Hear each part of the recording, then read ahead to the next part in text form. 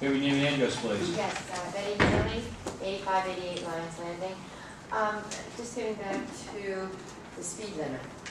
If you were to get in a van and travel 30 miles an hour around those roads, maybe not even in Lyons Landing, but in another development, do you really know how fast 30 miles an hour? I'm not, no one's disagreeing with you that that's too fast. Our problem is that state law only allows us to lower it as low as 30 miles an hour. That's it. We can't get lower, but what we can do is put hazard signs up showing the curves and warning traffic that if they don't obey the hazard sign, then they can be ticketed for improving speed as well. So if a car, for example, if a car goes off the road and goes into somebody's front yard, Yes. we find out, we catch them, we can issue them a ticket for imprudent speed because they were warned of the hazard. But if the hazard sign isn't there, we'd be hard pressed to do that because they may not be aware of the curve ahead. So we have to make sure we properly sign that curve to make sure that people are aware of the risk involved when they go around that. But we can't lower the speed limit lower than 30 miles an hour. You can't. There's no way. Not right, no. The villages can, but we can't. I don't know if under the suburban town it would allow us to do that. Yes. Yes. I'm not saying it would. Okay, if we're not a suburban town, so therefore we have no control over the lowering the speed limits below 30 miles an hour.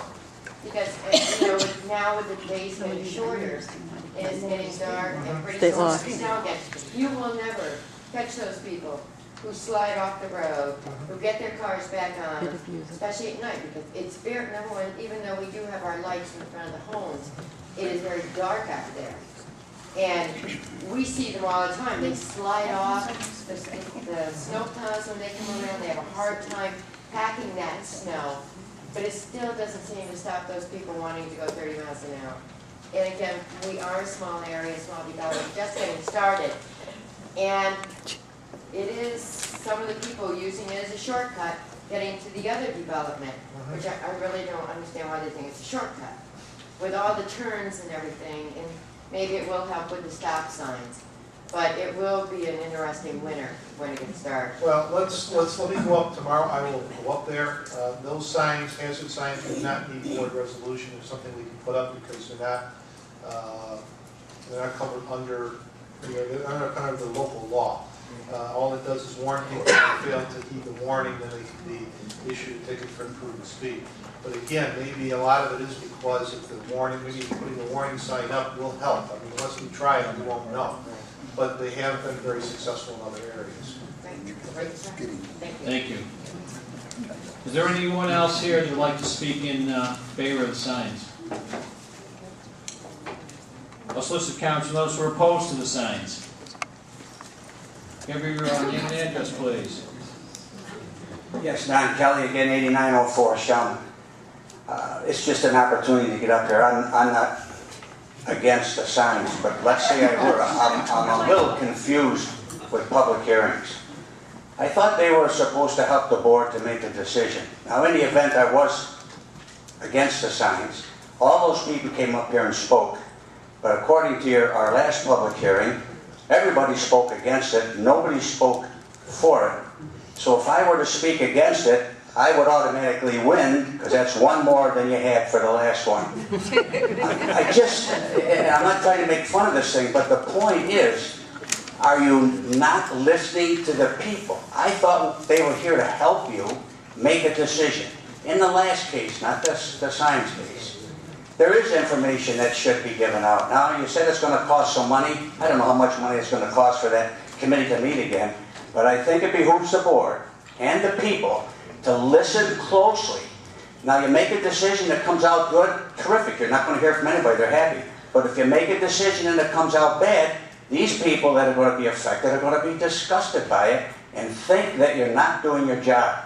I think you should listen to the people at the public hearing or not have them at all. Thank you. Does anyone else like to speak in opposition to signs?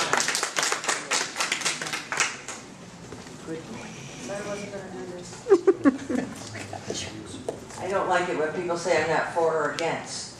But if you take a minute and think about the problem that these neighbors have, the problem stems from the plan that was approved. and the construction of the road, the design of the road. That's where the problem is. So you people that are approving subdivisions need to look at them a little more closely. You, Chris, Gary, everybody, the planning board, your planning board chairman, that's where the problem is. We've created these roads that are difficult to manipulate, to drive on. So stop signs, again, aren't for speed control. Stop signs aren't to keep kids out of roads. We've all been there, we know what they're talking about, but it's with the plan. And somebody better make the people that are approving those plans a little more accountable. And ultimately, those plans are approved by you people. Can I go back? Sure. I'd like to rebut the last statement. The roads in there are very nice. They're aesthetically appealing. They're just not meant for speeding cars. Most people with common sense aren't going to go in to the ditch or off the roads if they would slow down. Unfortunately, there are many people that don't have a lick of common sense, and they try to take turns at 40. You make that turn at 40 once, you're going to slow down if you go off. It's not the design of the roads. The roads are beautiful. They add to the aesthetic beauty of the area and to the development. But the law. People have to slow down. You can't- All people have to do is slow down. You can't legislate common sense. No, that's, But the law can't help you. common sense can. If they see a stop sign, they slow down. Is there anyone else who'd like to speak in opposition to these signs? I'll close the public hearing at this time. Solicit town board comments. Would like to make a motion? This isn't controversial at all. Let's hurry up. I'll make the motion to put the stop signs as designated in these 5 places in Lyon Drive. Second. I think there's 4 places. 4 places. Excuse me, 4 places. I didn't have my glasses We'll on. take 5. You got it. You said you wanted another one. You said you wanted another one. You can have it. Ms. Sembrano? Yes. Ms. Terwick? Yes. Mr. Ryback? Actually, it will be 5, right, Chris, after you put the one out on official sale? There you go. Yes. Mr. Coral? Yes. Mr. Dizzy? Yes.